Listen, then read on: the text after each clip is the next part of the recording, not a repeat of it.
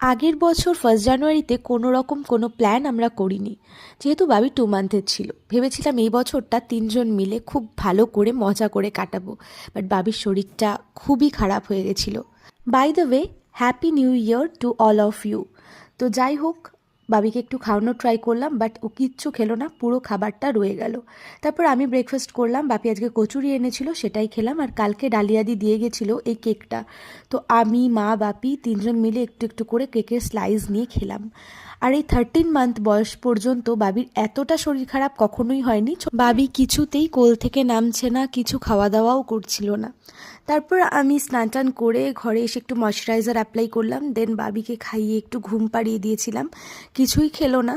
তারপর আবার আমি সন্ধেবেলা খাবার রেডি করছিলাম ওর। ততক্ষণে বাবির শরীর আরও খারাপ হতে শুরু করেছে, ওর ভমিটিং স্টার্ট হয়ে গেছিলো। আমি যতই ওকে মেডিসিন দিচ্ছিলাম, ওর কোনো কিছু